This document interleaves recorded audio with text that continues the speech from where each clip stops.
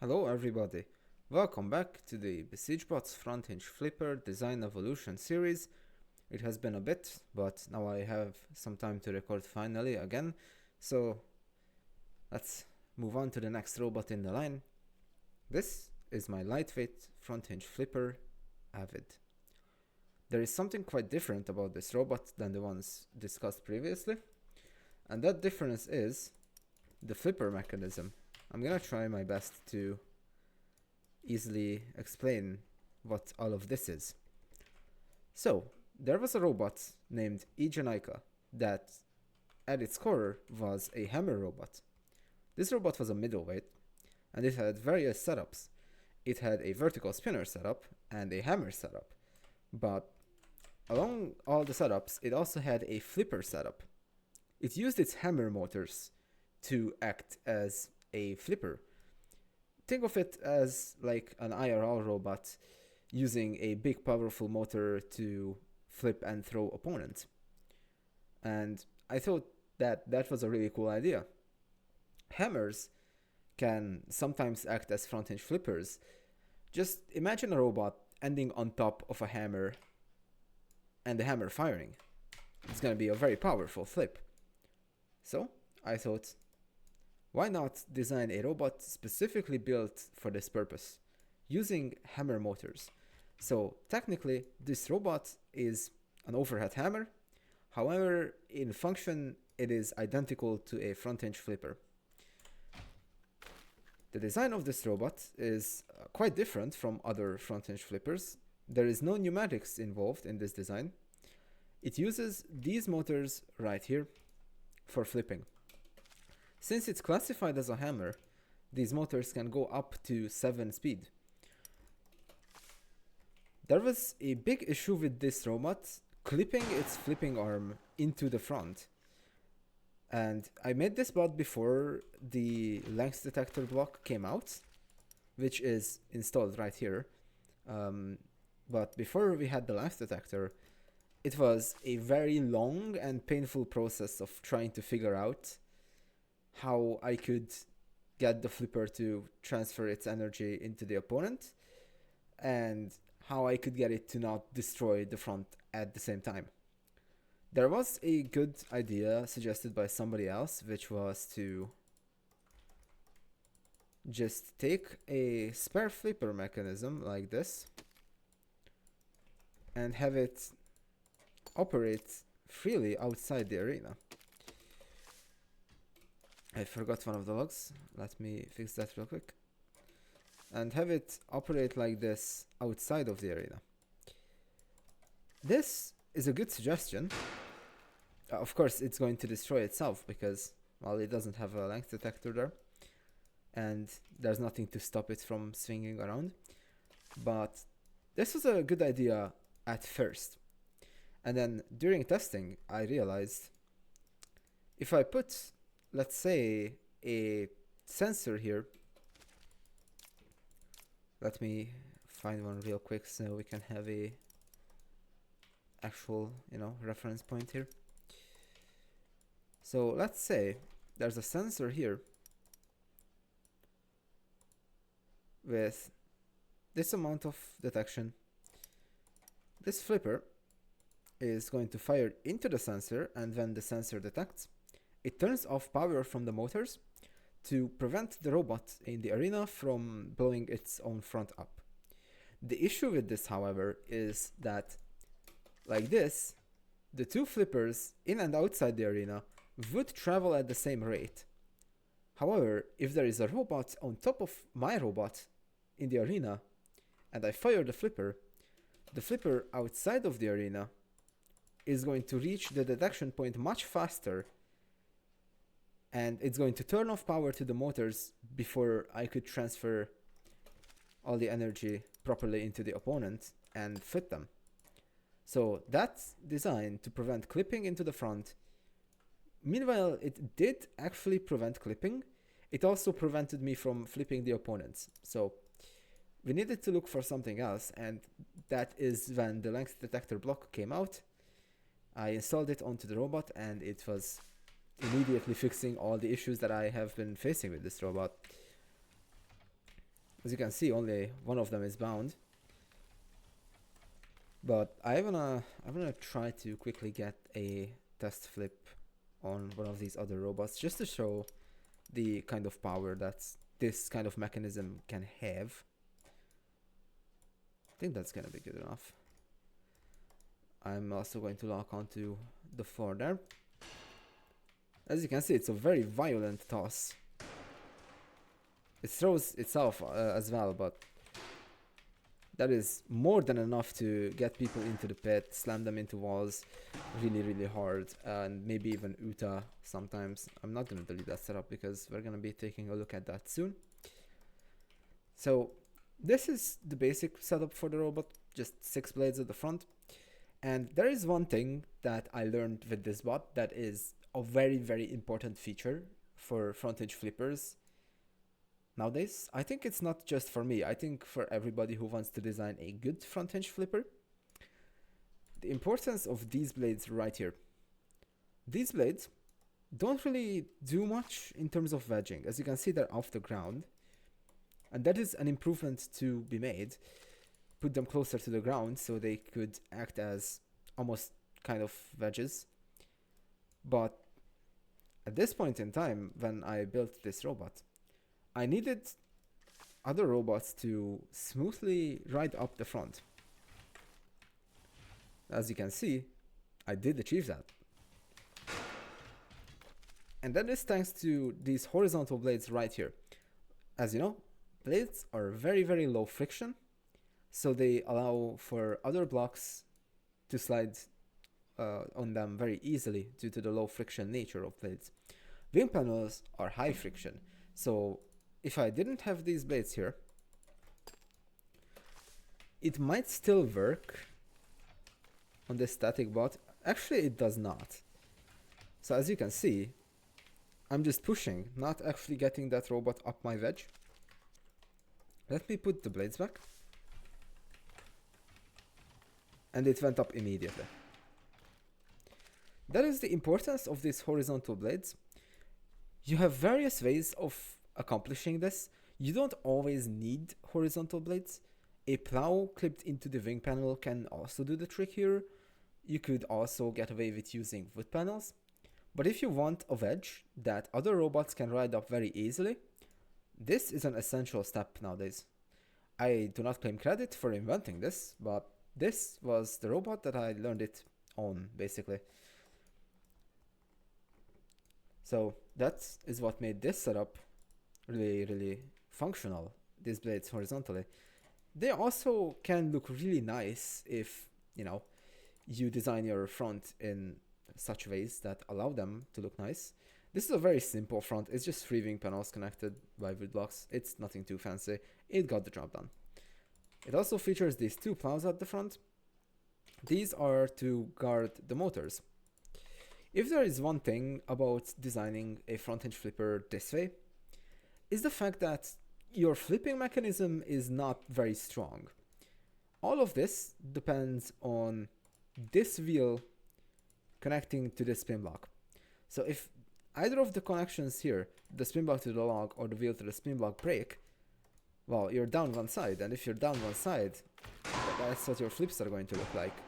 And it will not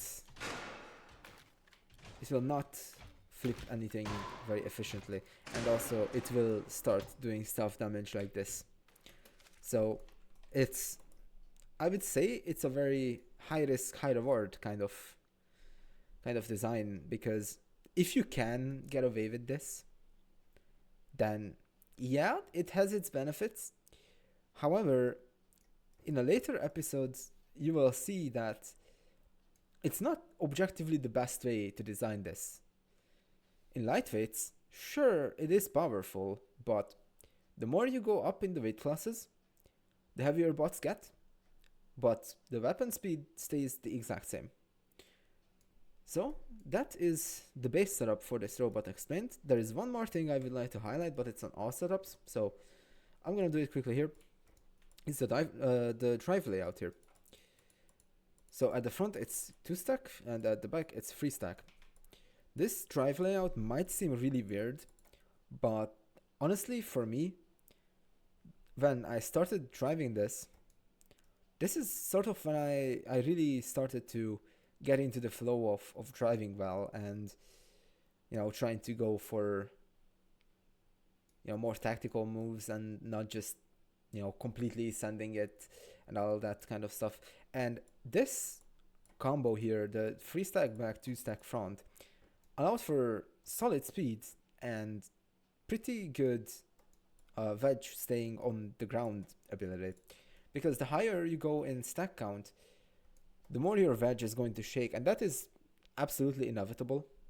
You can't really do much about it. I mean, there are ways to mitigate it, but it's going to happen no matter what. And also, higher stack counts on ping are more difficult to drive. So this had a good mix of being very easy to drive on high ping, keeping the veg on the ground very, very efficiently, and it was also still rather maneuverable thanks to the 3 stack drive at the back. This was not my last robot that used this drive layout, but that robot, if I ever make a series on vertical spinners, you will see that robot again in that one. However, I think that is it for this basic setup. I'm gonna move over to the anti-horizontal now and quickly go over all the differences. There's not much, but it's still worth to mention. So, the anti-horizontal is just 5 plows flat with some grabber armor here to catch horizontals that would ride up and over. It's the same thing with these plows over here. I could have spaced these a little better now that I'm looking at it, because this way they don't really do much to protect the motors, and I have a lot of space. The flipper arm would not be hitting them. So at the time, I just had these on to catch horizontals that were riding up the wedge. But this anti-horizontal setup was not really a deflection setup. This setup was meant for just taking the hits as they were, and if there's an opportunity, flip into the spinner, launch the horizontal as much as I can, and just stay on them and not let them do their thing. It worked decently. The flipper arm was not very strong still, so that was the most common damage on this bot, the flipper arm getting taken off. You can also see that there are way more connections going to the front. I say way more, it's just 2 more wood blocks, but the connection strength does add up, so it's going to count as quite a bit more, even if it's just 2 wood blocks. And there is something that I would like to note here with the wing panels here. I deleted this wood box just now, but if we delete and undo the wing panel, I believe maybe the wood block. Oh, okay, that's something that I just learned. So as you can see here, the primary is not actually connecting. So there's a good lesson for anybody building with wing panels. Always make sure that your connections are connecting in the ways they should be connecting, because there's an error in this connection here. So as you can see, the primary of this wood block would be connecting to the wing panel. Yeah, like that. That was the goal. However, there is a slightly better way to do this. You just take this wood block, flip it around, pull it back, and make sure it connects to the log, which it is. And then what you do is make sure that the orange sphere here, the secondary connection of the wood block, is not touching the red sphere, the primary connection of the wing panel here. However, make sure that the red sphere, as I said, the primary connection of the wing panel, is touching the blue hitbox of the wood block. This results in a connection like this. So as you can see, this is the bottom left wood block right here. This is the bottom right, and this is the middle. As you can see, the wing panel is connecting to the side of this wood block. This gives you a little extra connection strength. So let's say the connection breaks at the woodblock primary connection. This breaks. That will result in being down a woodblock, however, not a connection, because this wing panel is still connecting to this woodblock. So it's still connected, but not as strongly. It's very good principle to build with wing panels like this, always trying to utilize the primary connections of the wing panels. However, you need to make sure that that doesn't come at the expense of any other stronger connections. That's about it for the anti-horizontal setup, fairly standard. And now the wide forks setup. I used to call these the crab claw forks because, you know, they're so far out. They're kind of like clabs. Goddamn, claws. I mean, you know, that's what you get when you mix words. But, you know, really wide forks held on by a single woodblock. If you check, there's absolutely disgusting amount of spacing going on here.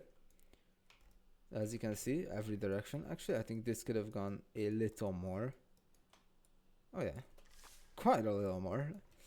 See, this is what getting better at the game looks like. You think a build is good, and then you come back to it a couple of times later, a couple of times after you built other bots, and you're just gonna be noticing all of these small little things that can be still improved. Okay, so this setup was meant to fight basically anything that the normal wedge setup couldn't out-wedge. Because with this setup, let's see if I have it bound. I do have it bound just to my old control scheme. With this setup, you just simply turn underneath them, using the two blades at the sides. It's by far my least favorite way to drive, and by far the most annoying way to drive to fight against, in my opinion. But at the time, I thought, well, listen, this is going to be my Spring Bash Cup entry, so I will have to be prepared for anything. This bot never competed in a tournament. I did not end up entering this. The bot I did enter was the bot that I mentioned earlier, with this exact same drive layout. As for its results, well, you will just have to wait and see. But at the time, I thought that needing these forks was a big thing, because, well, what if I can't get under somebody with my normal wedge setup? I'm gonna need something against that. And yeah, this is a solution that works, but there's so much more enjoyable ways to get around that. Maybe just build a better wedge, stuff like that. But yeah, this setup, it still retains these two blades in the center to help bots go up the wedge easier. However, it will always be harder due to the fact that the forks are in the way. So, you know, these woodblocks, they're high friction, so if a bot is trying to go up the wedge, they might hit these woodblocks and kind of get stuck on them. And that actually reminds me of something that I forgot to mention with the previous setup, is the wheels. The wheels are rather far back. I could have them all the way up here at the front, granted with a little more spacing towards the side, like that. I could have them here. However, I chose not to do that for one reason. I am gonna see if I can quickly demonstrate that. Just quickly copying my controls there. As you can see, it still works, but there it is. That is the reason, right there. So if your wheels are in the way, right, and you try to get under somebody, your wheels might be catching on the underside of the robot. That's why I had the wheels moved so far forward back on this robot, because, well, I wanted to keep the wheels out of the way of any robot that would be going up the wedge. This really did allow for easy travel up the wedge of this robot, but I think that is all I can mention for this bot. As I said, never competed any tournaments, but There is a robot that will be discussed in the next episode that was very much based on this design here. So, as a TLDR, hammer motors used as a front hinge flipper is something that offers a completely different set of advantages and disadvantages that you have to work around. A completely different style of building. And some people are completely against this idea. Personally, I think it is a trade-off between this and traditional pneumatic front hinges. And it really just only depends on the individual builder if they can make this design or the pneumatic design work. So, I will be back sometime with the next robot, which will be a rebuild of the robot discussed in the previous episode, Radion. Until then, stay safe and have a fantastic day.